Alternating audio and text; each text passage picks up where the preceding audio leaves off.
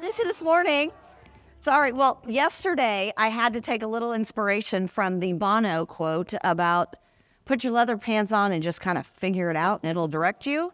And so I did that today, which I'm often always in leather, but today's a perfect day because I think we're just having to figure out a bunch of stuff with the weather. So I appreciate everybody that has made their flight arrangements, changed everything around. I think we have more people on the Zoom call or listening to us than we anticipated. So thank you very much. But we are in for a great 30, 40, 50 minutes, depending on how long Robin and I want to shoot the shit and how long your Q&A is going to last. So it's going to be great. But for those of you that have not met, raise your hand. I did this yesterday, but I want Robin to see. How many of you have interacted with Robin either as a client, through coaching, through stuff we've sent out, through his newsletter, right?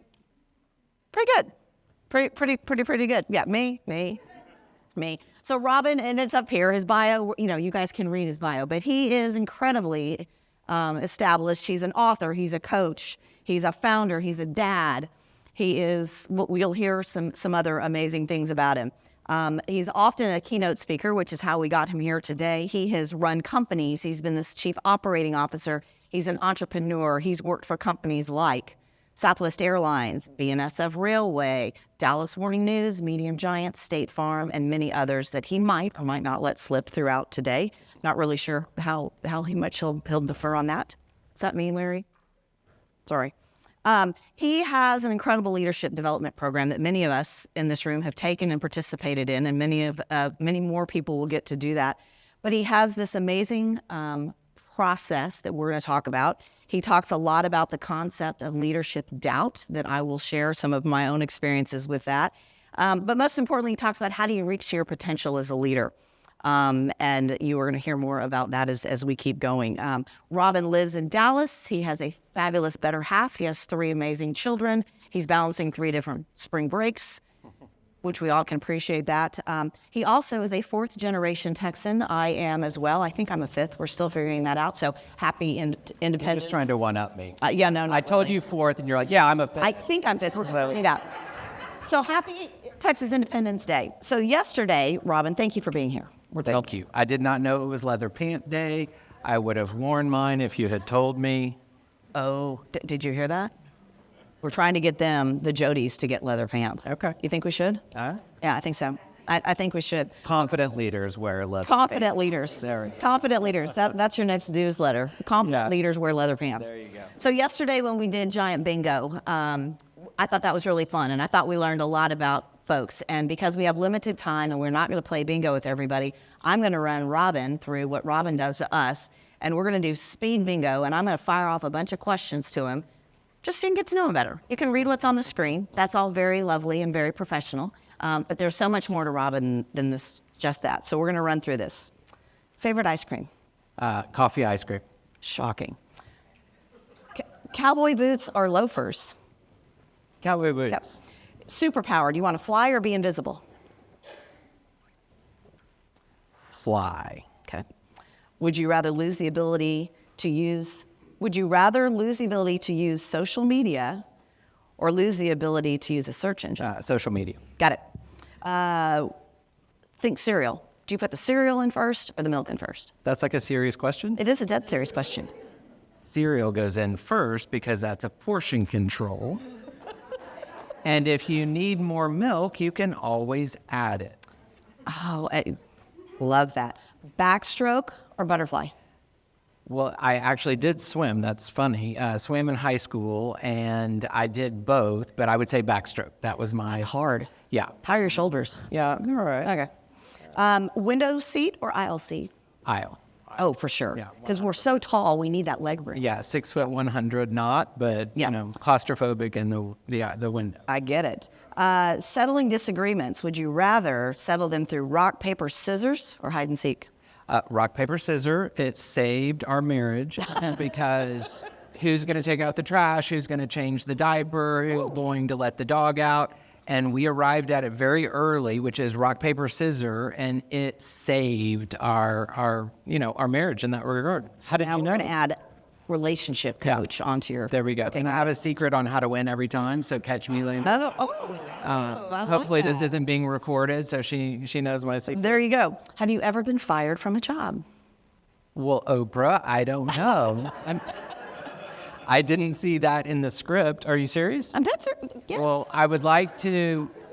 The cute answer would be, oh, well, I was at an ice cream parlor when I was 16 and I got fired. Then you've been fired. No, I didn't. That would be the lie. That's funny that you asked that. I have. Well, I'll come back to that. Oh, I don't really need you to come back. I would rather just pretend like I'm on a pedestal of leadership development. No, I did. I got fired, and it was a pretty significant event because it came out of nowhere. And what I realized through much processing is that I had attached my identity as a leader to the title and the role that I was performing, and therefore it was devastating. Okay, let's lighten it up a little bit. Well, no, I got some head nods because they're like, okay, are we going to talk about ice cream or are we going to be real? I mean, it's good. That's what I'm saying. We can get to it. Okay. Yeah. My point is that has helped me build into the leaders who unintentionally fall into the same trap. And so we can talk about that because there's always an event that causes you to question, is my identity this or is it something else? And so let's talk about that. I did not know that that's where we're going in the lightning round. Next. That's why we did a run through. Snapchat or TikTok? LinkedIn.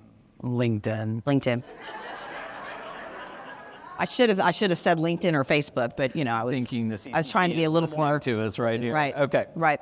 Ears that record everything or eyes that film everything? Eyes that film everything. Okay. Anything you want to expound on that? Just made a decision. Well, because when I got fired, I would have been able to replay it and go, well, no, I don't know. That's such a crazy question. I love it. Paper cut on your finger or stub your pinky toe? Paper cut. All Okay, day long. got it. A constant supply, I know the answer to this. If you've been to his office, you will, a constant supply of the best coffee or the best snacks at your office? Best coffee. Got it. Would you rather have a Batman on your team or Superman on your team? Why you need a Batman when you got a Robin? Exactly how I feel. And last question. Who's going to win the championship first, the Cowboys or the Rangers? The Stars. That wasn't on the question. Tell me when Jerry goes on to the next land, and then we'll talk about it. God bless him. Yeah, I didn't want to go with that question. It's been a rough news cycle for Jerry We'll this pick the week. Stars, and we'll keep it. We'll keep pick it the neutral. stars. We'll pick the stars. Well, to get into the serious stuff, so you're going to hear a theme that Robin talks about throughout the next 45 minutes. But one of his lines that if you spend any time, you will hear him always say, thoughts lead to actions. Actions lead to results. Thoughts lead to action. Action leads to results. So I'm going to give you 4 questions. You don't have to write them down. I just want you to think about this. As Robin's talking and as we're having this dialogue and conversation, I want you to think about, what do you want? There's no right or wrong answer. What do you want? Why do you want it? What are you good at? And are you doing that? So what do you want? Why do you want it? What are you good at? And are you doing it? So let's get into some serious stuff. Obviously, extensive background, amazing career, entrepreneur, all the things that's up on that screen. And we've just had a pandemic that I want to say we're through it, and somehow it keeps popping up. But we've all gone through really life-changing moments. And I think the pandemic, for a lot of us, made us sit back and have this, what do I want to be when I grow up? What am I meant to do? What's my purpose in life? Am I meant to, fill in the blank, take care of my parents?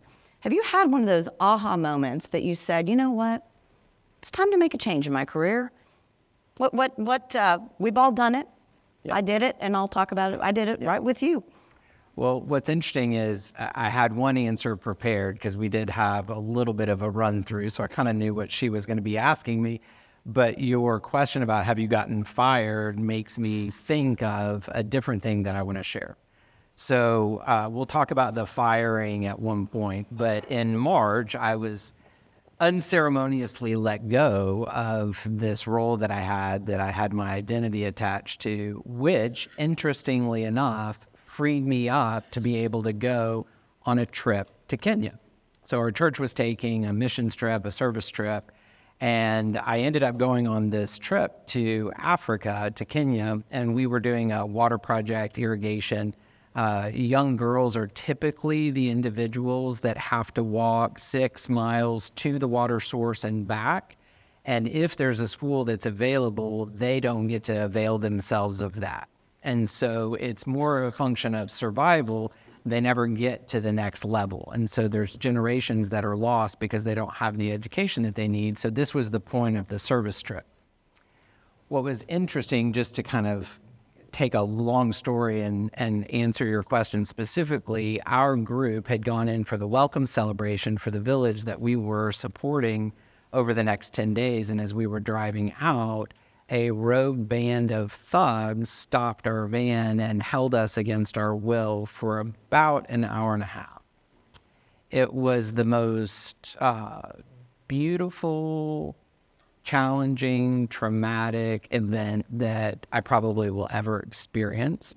It would go under the heading of a near-death experience. And so at the very end, we didn't know it was going to be the end, but at the very end, they laid us face down in the ditch by the side of the road. And if you've watched any movies, you know that the ditch is the last place. It's the last place over opposed. And so you hear these stories about, oh, my life flashed before my eyes, and that really wasn't what happened. I actually immediately thought of my grandmother who had passed away 6 months earlier, and I was going to be at the pearly gates, and she was going to be saying, hey, what are you doing here? Because by all earthly accounts, 50 years should separate my entry into heaven and hers, and yet within 6 months there I was going to be. And so I realized that if 13 people are dead or dying in a ditch by the side of the road in otherwise peaceful Kenya at that time, a number of years ago, the whole world was going to know about it. Media cycle, light was going to be shined on this region. And it was possible that whatever evil that was kind of gripping us, which was already there and gripping that region, there was going to be a light shined on it. And it was going to possibly free that group, that people group that was there. And so just dawned on me that the purpose of my life was going to be my death, because in my death, this light would be shined on this area and perhaps that evil would be eradicated. And I was thinking, well, that is not my plan at all.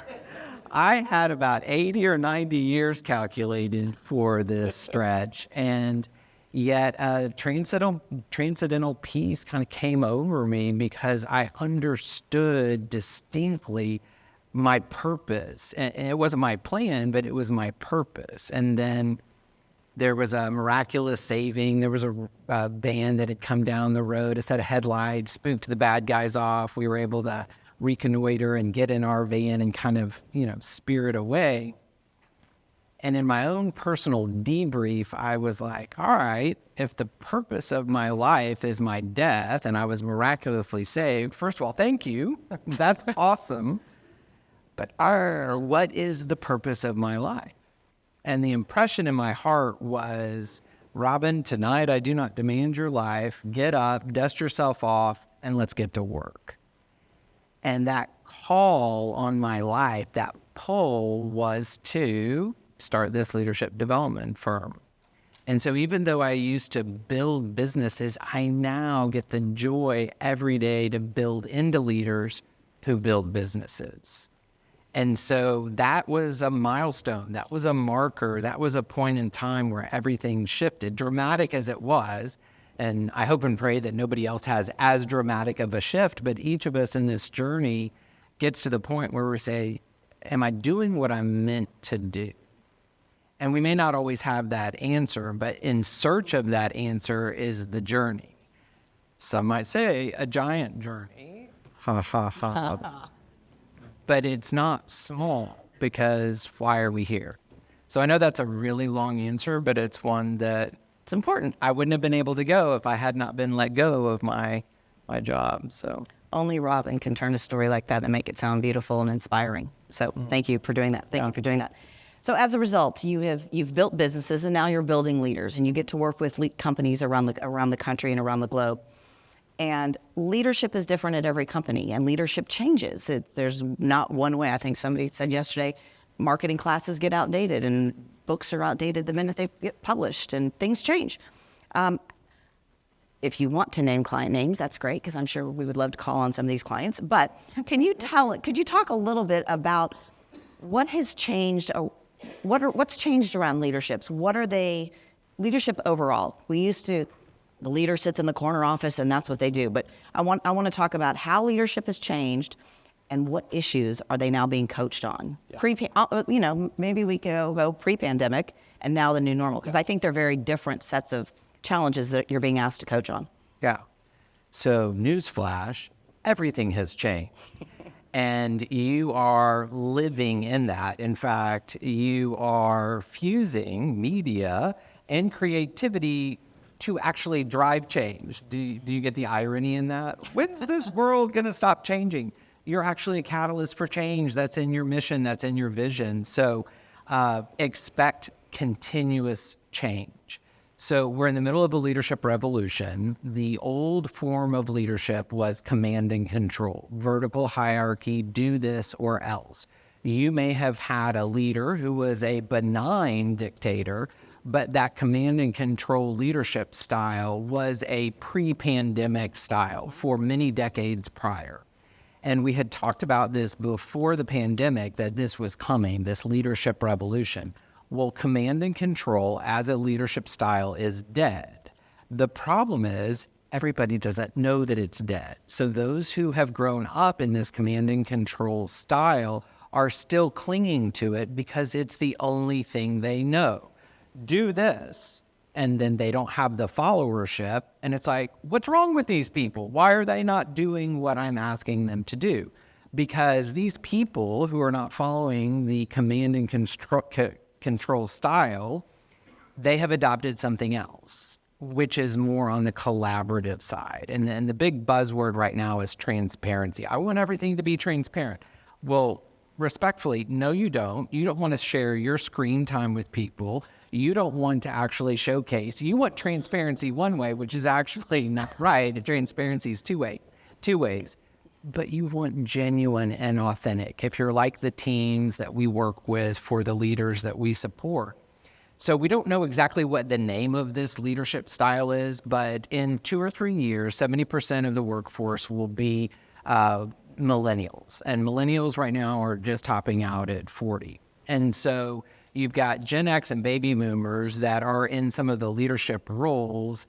And the millennial set, 75% of the workforce requires something different: collaborative, collegial, relationship-driven, genuine, authentic, etc.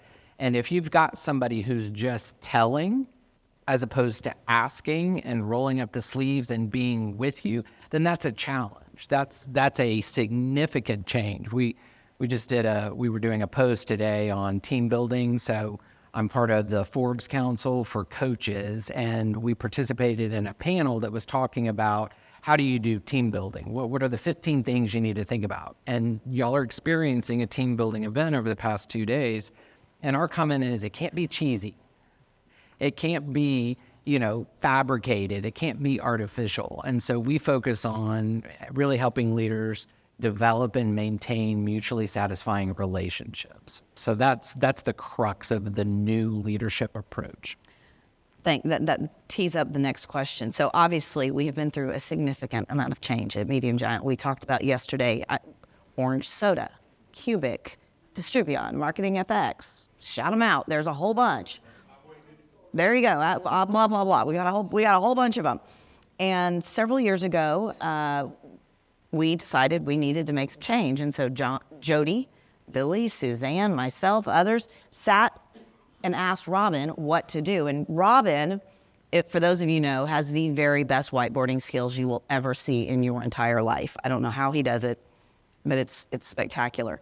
But Robin has been with us through this whole journey. So he's not just sitting up here today because we hired him to be our coach. He has helped us get to this giant journey that we're talking about. So we've got a lot of new folks in the room that joined when it was Medium Giant. Their rearview mirror is very small, so they don't even remember all these things. Can you talk to us a little bit about the process you took us all through? Painstaking, long days, combative at times, how we got here and why, because you've got a methodology to tell us where we're going so that our company trusts the leadership of where we're going. I think that's so important. Yeah, so one of the things that we focus on is developing confident leaders. If you are 70% confident, which sounds like a pretty high level of confidence, you're 30% doubtful. And that doubt influences your skill level and your performance every single time. So as a part of helping leaders develop full or complete confidence, we have developed a 5-part confident leader framework. And so it is that framework that we pull our leaders through in the different services that we provide: executive coaching, leadership offsites, as well as the leadership co-work program that some of you have had a chance to go through. And so what Gillian is talking about is the strategic planning process, this leadership offsite that we did for BELO at the time. And so the leaders got into a room, and over about 6 months, we came all the way through each of those 5 parts of the confident leader framework, which started with vision. Where are you going? And my very first question to the group was, what do you want? What do you want? And I think there were 8 or 9 people in the room, and we got 11 different answers. And so that's where we started, because we needed to be able to understand, what are you aligning around? Because if you want the followership of your team, and at that time there were all the different teams from all the different businesses, how are you going to galvanize that group of people around a vision? And so I always use the example, oh, my vision is I want to go to the hill country. Okay, great. Well, what's your strategy to get there? Well, it depends, because I have a bunch of different strategies. I can walk, I can ride a bike, I can hitchhike, I can take a plane, I can take Bond Lane. Like, I've got different ways that I can get there, strategies. But it depends on how quickly I need to get there and what I want the journey to look like. And so when we said, what's your vision? And we got those 11 answers, we really were harmonizing or aligning around what those are. Because if I get dropped off in Georgetown, so Dallas and then Waco and then Georgetown and then Austin, I'm like, well, this is not where I want to be. And they say, well, technically speaking, that's the hill country. And I'm like, but I really wanted to be in the Four Seasons on the 7th floor overlooking Town Lake. And they say, well, you should have told us that. And so the point is, what you want, and knowing that, you have an infinitely greater chance of actually achieving it. So I said something very generic, which was hill country in this example that I'm giving you, but it wasn't precise. And so that's what I was really driving the group to understand. What do you want? Where do you want to be out into the future? I had a client that came in, and I said, well, Brad, first question, welcome to your coaching session. I understand you're a great leader. Tell me what you want. He goes, oh, thank you so much for asking me. Well, Robin, I don't want this, and I don't want this, and I don't want this. Dutifully, I'm taking my coach's notes, and I said, Brad, respectfully, that was not the question. I did not ask you what you don't want. I asked you what you do want. And he goes, oh, I don't know. Which started a journey of 6 months to figure out what he wanted. So that was really the start of the process. And you said combative. It was all very professional. But with 9 people and 11 points of view, it took us a while to actually come up with that collective and unified vision for the organization, which was the starting point for the rest of the elements of the Confident Leader framework. Combative. I probably should have said challenge, because we ended up with that word, with challenging. Yes, we did. We did.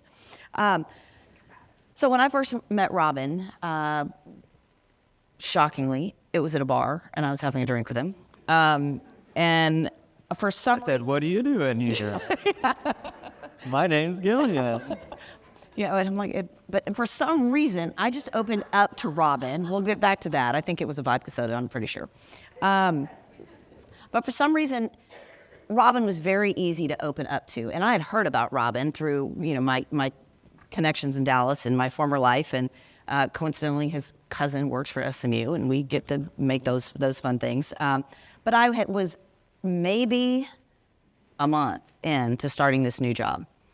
And I had retired from the bank. You guys know the story. Retired from the bank and come over here to lead, teach, learn, develop, launch this new thing called Ford DFW around sales. And I was scared shitless. I've never done sales in my life. I have absolutely no idea what I'm doing. And I'm sure others in this room, you don't have to raise your hand, I suffer pretty bad from imposter syndrome. And I have these, oh Lord, how am I going to do this? What am I going to do? And second cocktail in, I've now divulged this to Robin, who's been asked to coach me. I'm like, this might be career limiting after I just went there with that. But what it did for me, it was great. It helped me start off on a better foot because Robin told me I wasn't crazy. It was okay, and I could learn to do this. I could learn how to lead this thing, which leads me to the fact about his concept of something called the 4 doubt types. And we all have doubt. We have it professionally, we have it personally. Sometimes some of us have it daily, and we think, how are we going to do this? I mean, we heard yesterday, we've got to get $32 million in marketing services. How are we going to do that? We don't know right now, but we're going to figure it out. We're going to get there. What, did you just up it on me? I think you upped it on us. Oh, I did, okay. Okay, well, I thought it was 30. Is Mylan here? 30%. 30%. Which equals what dollar amount? This is, Which equals what dollar amount? I'm not a math person. You guys already know that. Mylan does it. You guys know that. But talk about why it's okay to have doubt, why it's such a big deal, and how it can impact both as an employee and as a leader. So all successful leaders experience doubt. They just don't talk about it. And the reason we don't talk about it is because we said yes to the job. And we think that that implicitly means that we're supposed to know everything that the job requires. And so we suffer silently because if we're not communicating, but we are successful, we know what feeling fully confident means. And it's like a paper cut. And we're like, we've got to get this solved. So we'll listen to what people are reading or watching, and we're like, oh, okay, let's go try that TED Talk, let's read that book. And when that doesn't actually solve your doubt, you start settling in on, ooh, maybe I've hit my leadership limit. And if I've hit my leadership limit, but I said yes to the job, and this level of leadership is required for this job, So when you talk about imposter syndrome is I'm not supposed to be in this seat. And when they find out, they're going to come and ask me to leave. In fact, I had a conversation with these CEOs once, and they said, oh, yeah, that's me. I have a plan B. And I was like, oh, well, tell me. And one guy said, oh, the FedEx guy. And I was like, what do you mean? He was like, yep, he comes in every day and I see him. And I'm like, that's my plan B. And I was like, why? And he said, because the truck is empty at the end of the day. And I was like, oh. Another guy says, oh, security guard, pass him every single day. That's my plan B. And I was like, why? And he was like, well, because you don't have to figure out what you're going to wear. It's just the same uniform every day. These are people running billion-dollar organizations. Third guy says, oh, well, my plan B is Chick-fil-A. I was like, oh, okay, you're going to own your own Chick-fil-A franchise. He was like, nope, I'm going to be the manager. And I was like, polyester shirt, name on the shirt, like, that's you? And he was like, yep. And I said, why? He was like, all I have to do is go around from the table to table to table and just say, hey, how are you doing? And you don't have to work on Sunday. There you go. You get the day off. My point is, this is how bad it is, this doubt or this imposter syndrome, that in 2 seconds, each of these leaders was able to tell me what their plan B was. And I looked at them and I said, I don't think that's a plan B. That sounds like a plan Z. And so the point is that there's something going on here. Like I said earlier, when you're 70% confident, because I'll say, oh, how confident are you in your ability to hit 32 million? And somebody's like, well, pretty confident. I said, if you had to put a number on percent.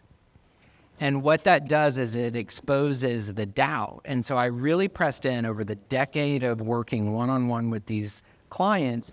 different people would have a sticking point on each of the 5 elements of the confident leader framework. And so I looked at understanding who's getting stuck in which places, and that led me to a discovery, which is you're trying to solve your confidence issue, but you're missing a crucial piece of information. Not all doubt is the same. We wear it as a heavy amorphous blanket on our leadership that we can't quite get out from underneath. And when we can't solve it, we will settle for it just residing as a shadow of our leadership. But you're not working with all the information, which is that there are 4 distinct doubt types. When you know which doubt type you have, there is a specific solution for each of those 4. And when you apply that solution, you can accelerate the completion of your confidence. And so that's the concept in of itself, which really is the good news for us leaders if we've ever experienced any sort of doubt. Oh, daily, of course. I've only hit doubt number 1. I think I need to learn the rest of them. Okay, let's switch gears a little bit. Let's talk about you as an author. Okay. So you've written a book. Yep. Which is impressive. And if you ever get on his website and you look at all of his graphics and cartoons, you should have illustrated it too, because you're a great drawer. But the title of the book is called Performance Intelligence at Work. And what he has done is he's blended the sports psychology with business, which is way before his time. And now he's become this big Robin Pugh, and he's successful, and he's hired all over the world. But my question is, was there you must have, you said you liked backstroke, and I know you were a swim coach. Did you have some athlete that kind of spurred on this? I think I want to write a book about sports psychology, because when you talk about it, it's about achieving, I want to read this specifically because this will make sense, greater confidence, achieving peak performance, and defeating doubt. And were any of these athletes in your swim class part of why you wrote this book? She's fishing. What she wants me to tell you, she knows this because over drinks, she, as an entrepreneur at heart early on, when I was a teenager, I had a swim lesson business. And I was trying to get to Europe. And my dad was like, well, I didn't go to Europe until I was 35. And so I'm not paying for you to go when you're 20 or, whatever it was. So I said, well, if I pay for half, will you pay for half? He was like, yes. And it was an ungodly sum. And so I don't think he thought I was going to be able to raise the money. But what you're referring to is that 2 of my students in the swim class business were the Bush twins. So George Bush had just moved to town with the Rangers. And so, yes, if you want to say that the Bush twins inspired the athletic piece of the business. Well, I think they've done pretty well. Yeah, I mean, I watch Jenna almost every morning. Yeah, exactly. That is true. All right, so we know every client has different issues, and we've talked about different leadership styles and doubt and being a confident leader. But everything has to be customized, because what Jody and John need is different than what the CEO of Match needs. It's different than what State Farm needs. All of your clients are different. Same with us. All of our clients come to us with a problem that they need to have solved, and it needs to be customized. But it also has to be efficient, effective, and repeatable. How did you do that? What's your process to get there? Tell me a little bit more. Process specifically to what? How do you train you've got leaders from different companies. You're trying to eliminate bad leadership. Yeah. They're not all the same. So how do you come up with, what kind of questions are you asking, and what's the process? Because we're all trying to build our process on how do we get to the root of the issue, Yeah.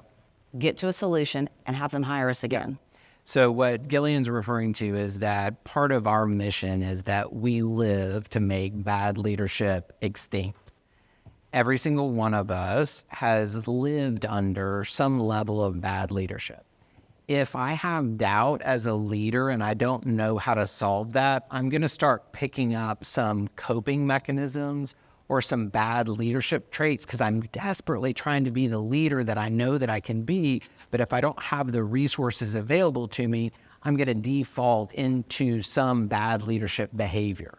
We'll have many leaders say, oh my gosh, I'm actually doing what I vowed that I would never do based on that bad leader that I used to have.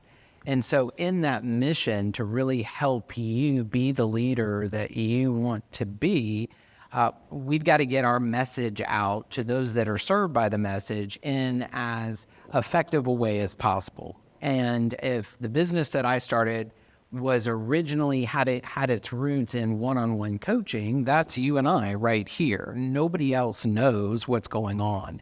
And so because it's confidential. And so as we took that outside the walls of the coaching session, we created our leadership cohorts that some of you are participating in.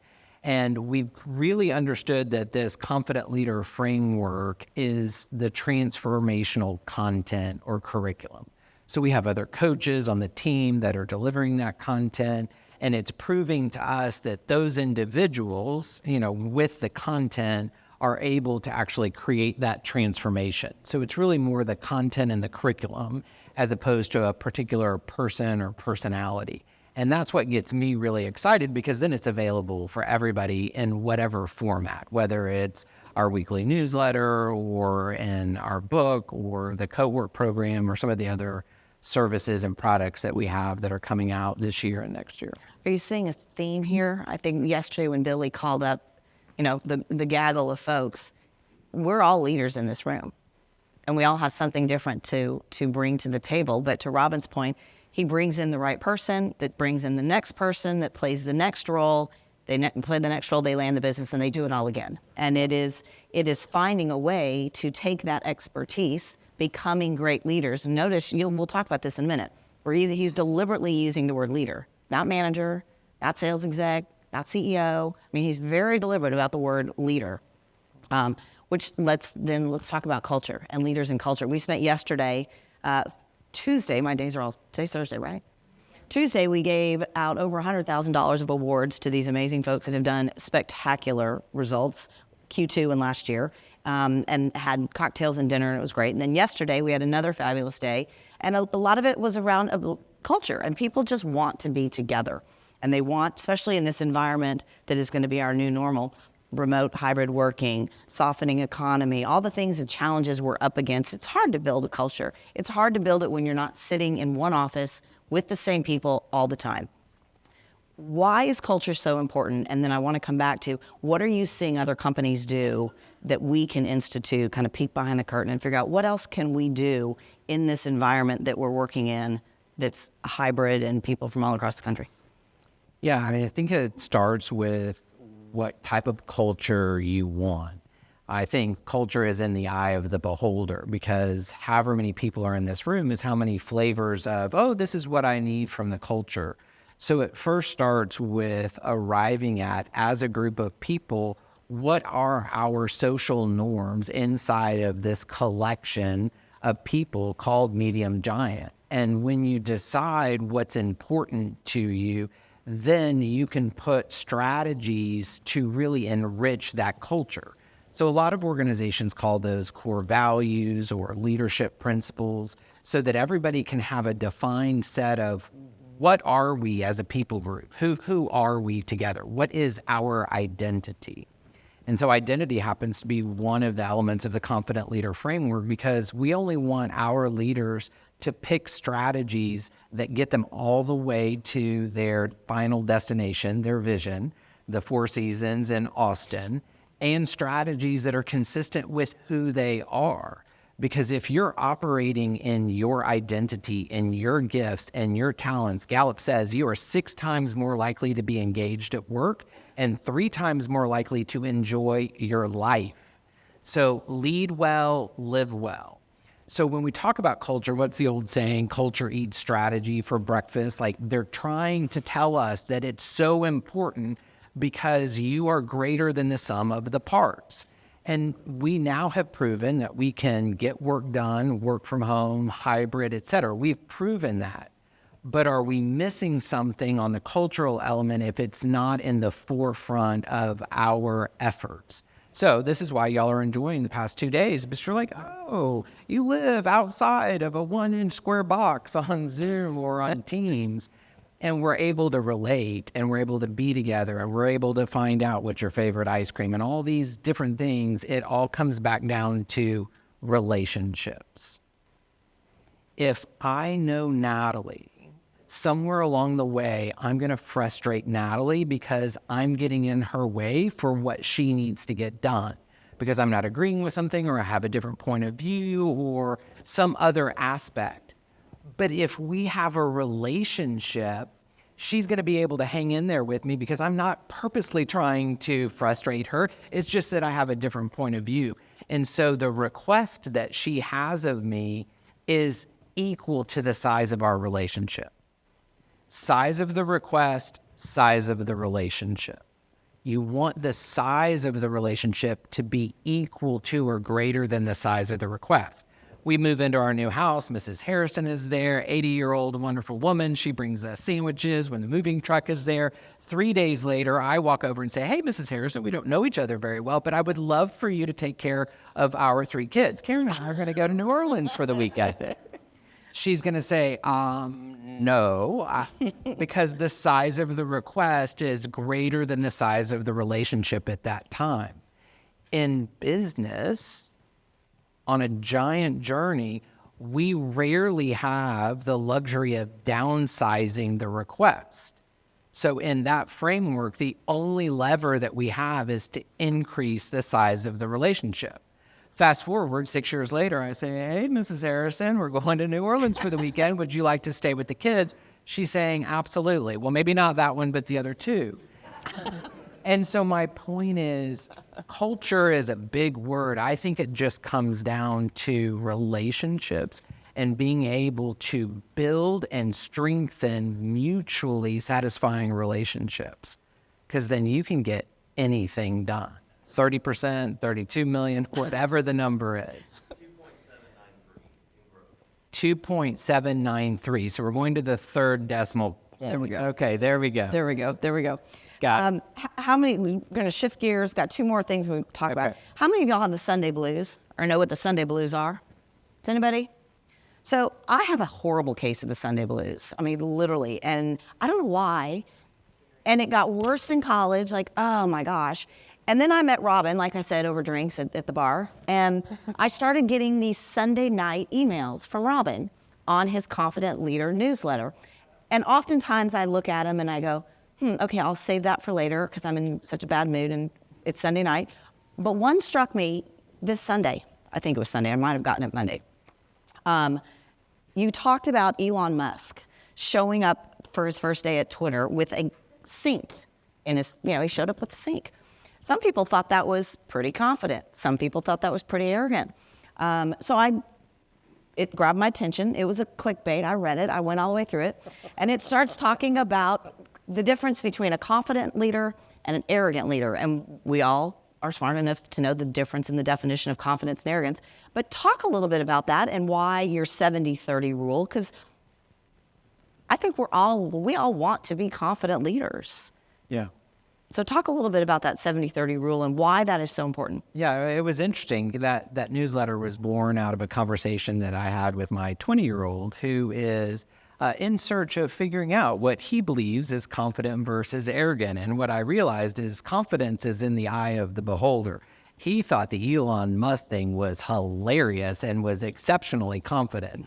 Many other people thought it was arrogant because my son was like, well, if he had walked in with a toilet and said, I'm flushing you all down the drain, that would have been arrogant.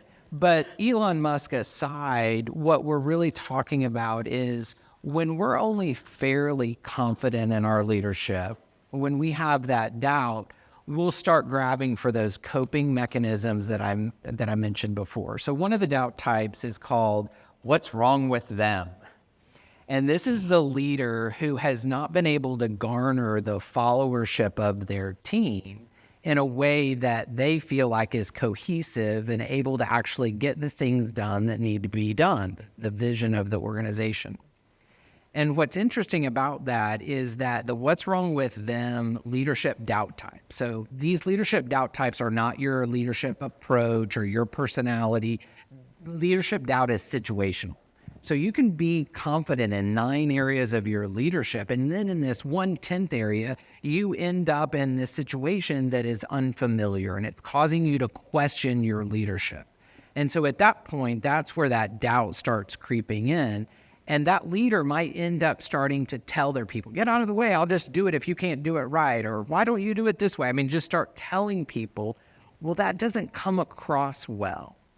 And it might end up being perceived as a little bit arrogant as opposed to confident. There's no intent for you to come across anything other than, can we please get the job done? But your method and your approach is being misperceived. And so that's why I really wanted to camp out on this issue of confidence versus arrogant, because nobody who's reading the Confident newsletter is anywhere close to arrogant. And yet people on their team might see them as less than confident, and they're questioning what's going on. Why are they acting that way? Yesterday they were fine, and today they've got challenges. I can't interpret this, because leaders don't narrate what they're thinking. All successful leaders experience doubt. They just don't talk about it. So now there's a thought bubble over your team member's head going, why is she engaging with me differently today? So whether or not it's arrogant or something that's just less than confident, it leaves a question in the minds of the people that you're leading. It's a great newsletter. I highly encourage y'all to go to check it out. All right, we're coming to the end. So your passion obviously is to build leaders, not businesses anymore. And I love that you've coined that term, making bad leadership extinct, which we are all working toward that. And I mentioned earlier, you specifically used the word leaders. So when I think of a leader, I think of somebody that creates a vision. They inspire, they create change, they take risks, they build relationships. We've talked a lot about that. And it doesn't come with a title. We are all leaders. We all have that in us, and we're all capable of doing that. How do you know when you're a good leader? And how do you know when you've hit your peak of being a good leader? How do you know when you're a good leader? I think if you're leading out, the question is, why do you want to be a leader? I was talking to somebody the other day. And could you be both? Can you be a leader, a manager? Like, does everybody have to be a leader? Oh, well, okay. So, gosh, there's some good questions in there. Leader versus manager. If I had my identity wrapped up in being the COO of this company that I got fired from, then I was really attaching some aspect of who I was to a title. You are not your title. So whether or not you are a director or a manager or a VP or a C something, that really doesn't matter, because if people are not following you, then the title doesn't really, impact anything. Every single one of you is a leader. If you do not believe that, talk to your accountability partner and ask them, am I a leader? For example, Ice Nick is working on our project a year and a half ago. She is the leader of our project because we spend the most time with her. I don't know where she is in the org chart. It doesn't really matter. She's influencing our client experience. Most of our experience is directly related to Ice Nick. She's a leader. Talking to somebody the other day, and they're like, wow, I just can't get this person to really, kind of engage. And I said, well, what's the situation? Well, in about 4 years, they're going to retire, and they say, I don't really want to be a leader. What? The mic drop answer of that leader to that person is, oh, I'm so sorry. You actually already are a leader. Because in the organization, you have influence, and it has nothing to do with your title or where you are in the org chart. So you may be called manager or director or whatnot. Really understand your influence as a leader, which is why I use that term so intentionally.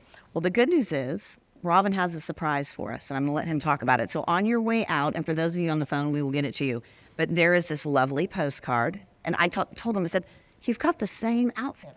We're on brand. Like, he's totally on brand in his blue.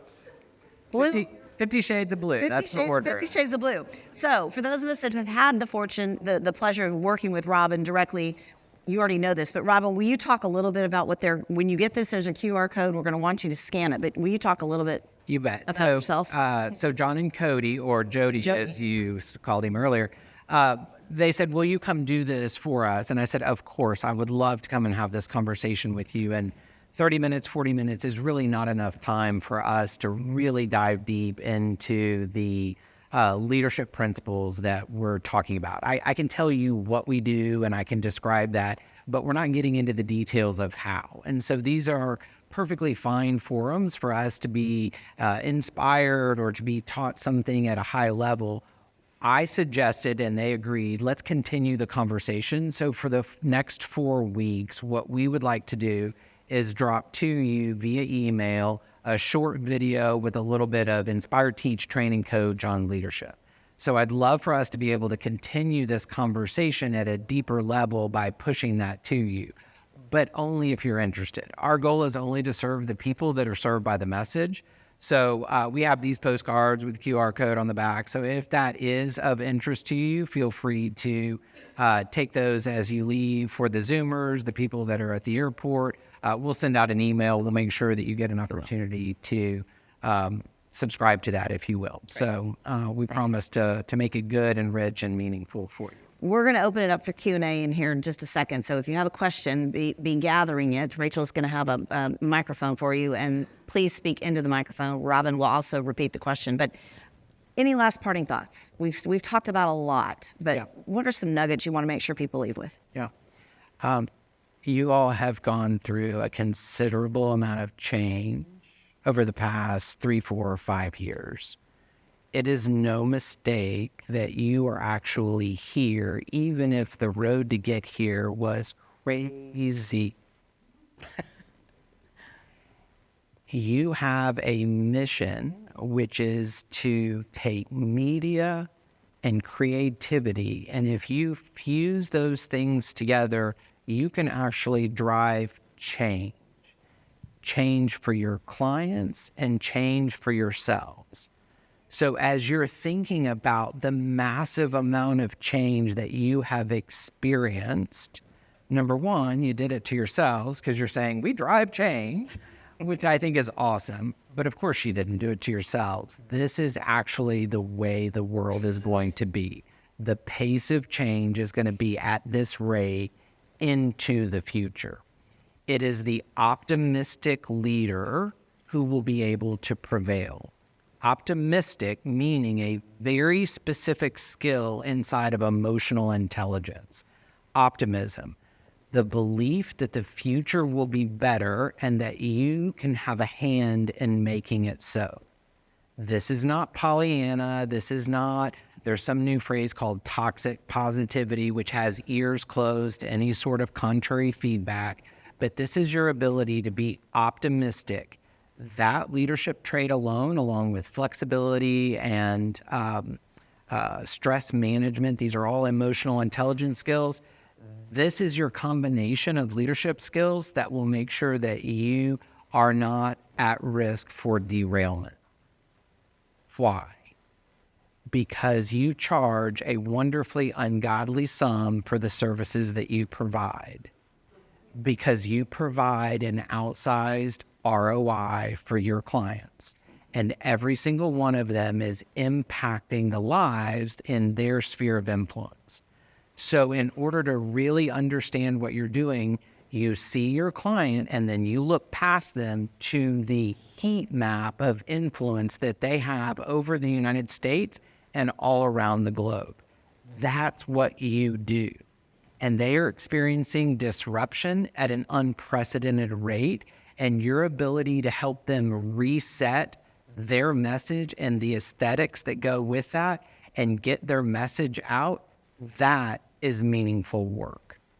If you're not here doing that, they cannot do what they need to do. And so that is one small leap for your client, but one giant journey for you people.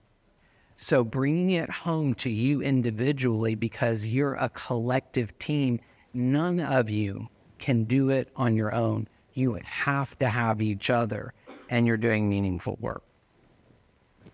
Amen. Yeah.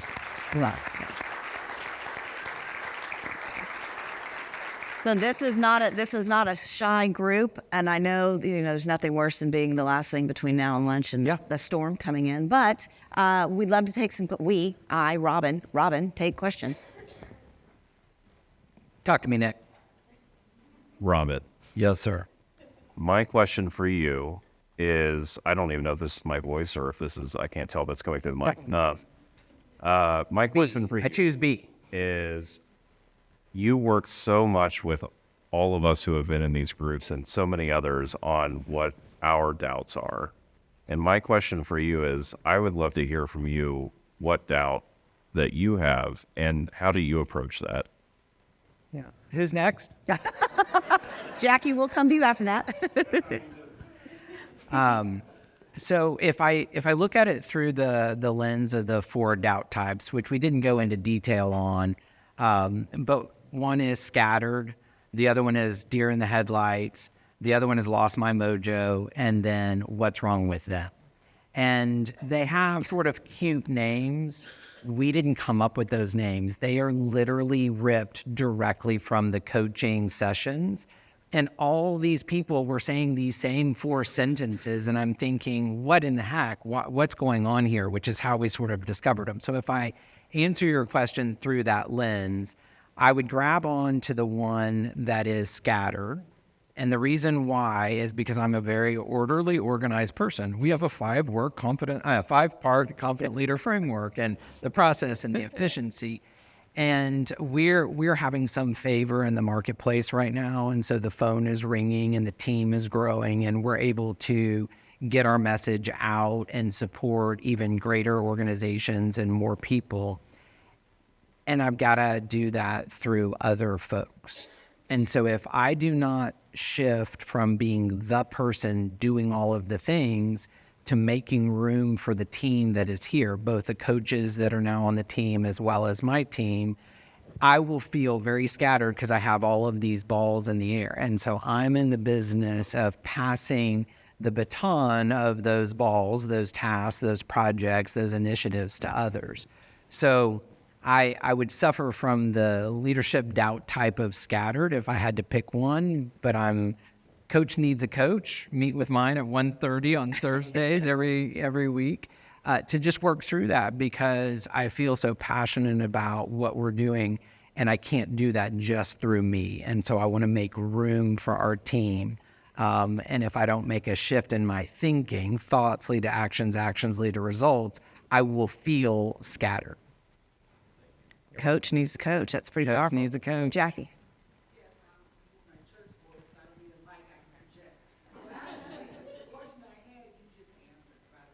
Good. 2 birds with 1 stone.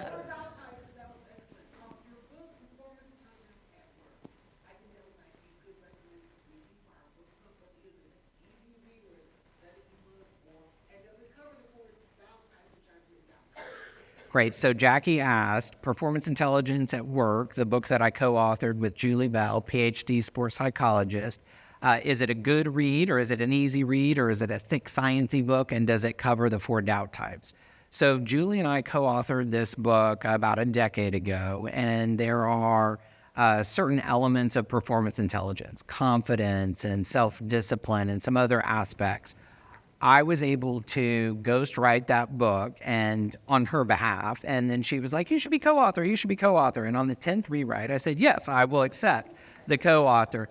And so my point in answering your question is we wanted it to be a very easy read because we want the concepts to be accessible.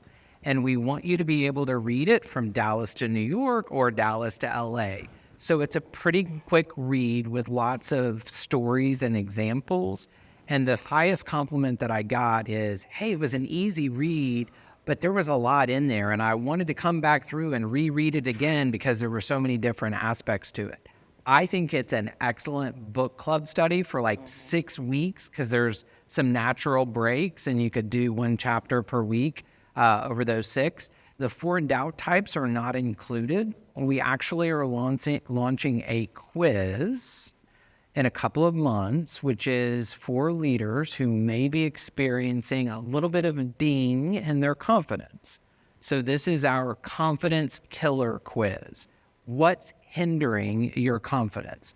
And from there, we have the doubt type indicator that's coming out after that. So if you choose to sign up for the leadership series, that'll automatically put you on the announcement for the confidence killer quiz that'll come out. So we'll be able to stay in relationship with you through that and give you more info on the doubt types. Does that answer your question? Awesome. Who's next?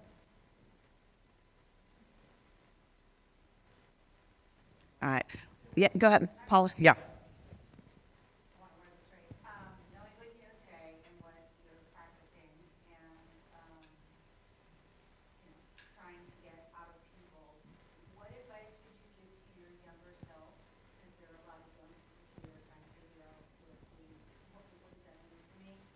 side or yourself advice? as a young person, what would you tell your younger self? Yes. So I hope we're recording this so that I can replay this for my 20-year-old. Some immediate things jump to mind. I think that's an excellent question. So what advice would I give my younger self? So trained as an attorney, practiced law for 5 years, owner operator of 4 different businesses over a decade, and then started this business 12 years ago, just as a quick context. Here's what I would say to the younger self. Don't be so impatient that you miss the training that you're getting right now. Because my aspirational striving for the future was not content with the present. And so I think I missed a significant amount that was attempting to be taught to me, both by people and circumstances, because I wasn't present. I was out into the future because I had grand expectations, but I missed some things. So that's number one. Be content with where you are right now while you strive for where you want to be. Number 2, take risks. There's a study that they did of 90-year-old business people, and they asked them, what's the one thing you would have done differently? And to a person, every single one of them said, I would have taken more risk. Because when you're 90, looking backward, the Mount Everest that's right in front of you that seems so risky in the rearview mirror is just a speed bump. What's the worst that could happen? We just survived a global pandemic. You're still here. You survived 100% of your bad days. Why would we not put more out there? Why would we not take greater risk? So that's number 2. Number 3, pour into the relationships that you have right now. Yes, even the person that drives you crazy. And here's my analogy. So we send our kids to this school. The first one's in 3rd grade. And I'm like, why am I spending all this time with you people on the sidelines of soccer and basketball? I don't even get to spend this much time with my real friends. And then it dawned on me, oh, these are my real friends. Meaning I have older friends that I don't get to spend as much time with, but I'm right here. Bloom where you're planted.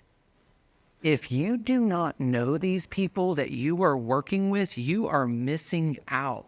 This is why you did the lightning round, so that you can know a couple of more things about me and get to know me. You have a sphere of people that you're working with right now, some of whom irritate you and some of whom you love. I would put them all on the same plane and say, you know what? I don't know you at the level that I should, and I want to get to know you more because you're here in my life to enrich my life right now. So I would be content with where I am while I'm striving for what I want. I would take more risk, and I would build the relationship with the people that are purposely put in my life at that exact moment, because I would learn something about them and they would learn from me. So that's what came to mind when you asked that question. Thank you. Oh, we've got, yep. Did you have Yeah, to see go what ahead. it was?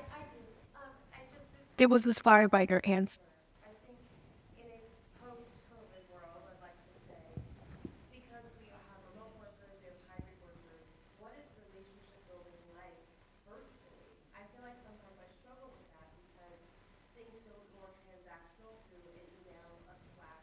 How do you foster meaningful, genuine relationships through your computer screen? Yeah, so think about the fact that you are on Zoom or Teams for your meetings, okay?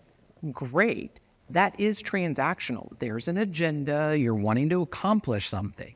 Back in the old days, when we were in the office, we didn't really build relationships in the meetings. We built relationships when we would pass each other in the hall or in the break room or the kitchen, or we'd go to lunch. Figure out how to engage with people, not through the delivery device of Zoom in a meeting. That's not how it was done before anyway. So pick up the phone and say, you know what, I was just thinking about you. I'm walking my dog this morning and I thought I'd just say hi. I don't really have an agenda. Takes effort, takes thought, takes intention. Determine what your vision is for that relationship with that person, and then execute on that in ways that are going to take a little bit extra effort because you're not just passing by in the hall. This concept that we're going to be relational inside of a Zoom meeting when we're transactional and we're trying to get stuff done, that's not our only avenue. Pick up the phone, say hi, check in with them. Tell me your name. Paige, thanks for the question. Hey, Lenny. But you said suffering inside. You know, how do you approach that from the corporate level, from leadership level, when you have a person or leaders that are suffering in silence that won't, that will not say anything because of whatever reason? Yeah. Because you said something about unfamiliarity when you don't know the answer to something. Yeah. And most people, like even myself, might not ask a question or might not make a comment because of fear of how I might be judged or whatever. Can you comment on what you Oh, yeah. Oh, I can comment on that. Thanks, Lenny. So Lenny has the question, which is, okay, if all successful leaders experience doubt, but they just don't talk about it and they're suffering silently, what do I do with that? And if I'm in an environment where I don't really feel like I can actually say I'm doubting something or I don't know what's going on, what do I do? Because I have the fear of being judged or et cetera. Is that a fair paraphrase? Say it out loud. If you're going to be judged for not knowing the answer to everything that you think you're supposed to know, I don't know whether or not that's the right leader, that's the right organization, or the right team that you're on. Nobody in this room knows everything, and the situations are so dynamic and so fluid that you're hitting circumstances that you've never hit before. Who would hold you to the standard of knowing all the answers for things that are unknown situations that you're getting ready to go into? If you are not welcome in this environment, and I don't mean like medium giant, I'm kind of playing for the generic. If you're not welcome in that environment where you can normalize the fact that you have some leadership doubt, you get to question whether or not that's the place you're supposed to be. We are on a mission to make bad leadership extinct. Bad leadership does not allow for you to be able to say, hey, you know what? I have a contrarian point of view. Hey, you know what? I don't know how to do that. Hey, you know what? I have a question about whether or not that really is our vision. If we are not able to normalize that type of conversation, we won't be able to neutralize it. And it will continue to nag at us, that inner voice, that monkey on our back that's basically saying, you should know the answer, or you can't question your leader, or whatever is that voice. If we're not able to neutralize that, we will forever be hamstrung, and your best is needed most right now. We will not survive as an organization if we don't marshal every single thing that we have available to us. All of those mental cycles that we're spending on doubt are lost. Lost mental cycles on something that is not productive. You have a way of thinking about it, and that doubt is a gift because it causes you to push forward a question that when we have that dialogue, it makes us better. Either because you're going to learn something, which is why we're doing it that way, or you're going to pose a question to someone else on the team who's like, you know, Lydia, that's a pretty good perspective. I hadn't thought about it that way. We don't have the answer, but let's be on a giant journey to go figure it out. So I think I had something to say. You know what? When you said that, you obviously his whole tone changed. But think about how we got to the curiosity curve. Does that answer your question? Doubt. We doubt something. Like what? Well, why? What if? Why not? How come? Hence, we now have this curiosity curve that we are betting our future on. I know we're over time, but I also sense that there's like one more question, and I don't want you to feel that we're cutting it short. Anybody from the Zoom? Did we look and see? No questions? Yes. Hopefully none of us will ever Where's Terrence? Yeah. But how do we really dig into what our purpose is? I mean, I'm sure, I don't know, would your purpose been different if that never experienced, like, would you be here today?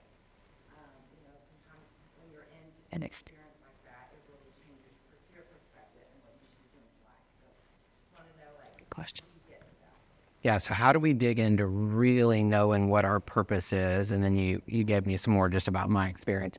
I don't know if I would be in the same place if I had not had that experience. I'm very grateful for it, which is a weird thing to say.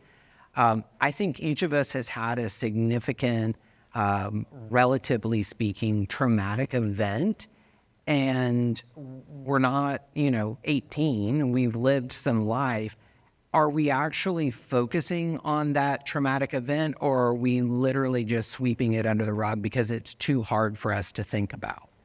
Because those events, professional or personal, are clarifying. And the global pandemic, everybody got an opportunity to pause the work and really say, okay, if this is life, if this is it, it's for the living. What am I doing and why am I doing it? So are you going to be like Brad? You don't know what you want? That's fine. I don't want this. I don't want this. I don't want this. That's a perfectly fine place to start, because on the other side of the ledger, when you don't want this, that means you do want something else. And then my question is, why do you want it? So Simon Sinek has made an empire out of co-opting a question that has existed for the entirety of time, which is why. And we're thankful to him for that, for putting it forward, because I think we were living on some level, not you fine people, but others, quiet lives of desperation on the hamster wheel. And we get to decide now, why am I doing what I'm doing? That purpose-driven life is the journey, the giant journey. See how many times I'm getting it in there? I got 2 more to go. It's the giant journey to get you to a place of contentment and peace so that you can do your best work based on your skills and talents, not in comparison to what somebody else does. Comparison is the thief of joy. When you compare yourself to someone else, you're going to lose that game every single time. Why? Because you only have the exterior knowledge of that person and you have 100% knowledge of yourself. She's experiencing doubt just like you, but you don't know it. And so you're going to lose that game. I'm not playing somebody else's game. I'm playing my game. What do I want? What am I good at? And why do I want it? So I haven't answered your question. How do I go about figuring that out? That is the journey for each of you. And I will make sure that we talk about that in the email series so that I give you more practical to-dos or an exercise on how to actually think through that so that you can dig deeper in that regard. Does that help? Okay, thank you. It has been amazing to be here, and I want to wrap up, if I may. You may. With a quick little story. And some of you have heard me share this story, but I love it so much because it really does speak to where you are right now, this giant journey that is wrought with change. And if you're like most of the leaders that I work with, they say, I don't like change. And I was like, well, you need to find a new association with it because it is here to stay. So you can either go or you can get good with change.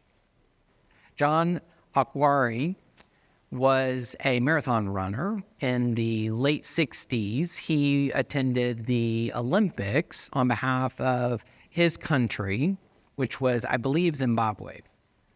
And it was in Mexico City, which isn't the greatest place to run a marathon because the temperature is pretty hot, even though it's at altitude. And so there were some 50, 60 marathoners that started the race, and halfway, so the furthest distance from the end of the race, somehow he trips or gets pushed and he falls. And he dislocates his shoulder and he hurts his knee, which are important aspects needed for a marathon. Many hours later, he comes limping into the stadium, and they always have him do that last lap and come across the finish line. Everybody else had long since finished and the sun was setting, and there were a couple of people in the stands who were clapping for him, and he limps across the finish line. And the cliched way to tell that story is he never gave up. He persevered. Great. Yes, he did. But here's the better part of the story. In his press release, they said, John, why did you continue? Why did you stay in the race? Dislocated shoulder, bum knee. And he said, my people did not send me all this way to start the race. They sent me 4,000 miles to finish the race. And the interesting footnote to that is that there were some 15, 16 people who dropped out of the race that day. He had the best excuse to actually not finish. Your people, wherever you came from, did not send you all this way to get to this point on the other side of a pandemic and a galvanized group of people who has a unified vision and an amazing culture to start this race.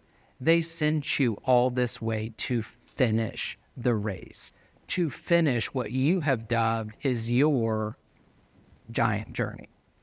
So thank you for having me.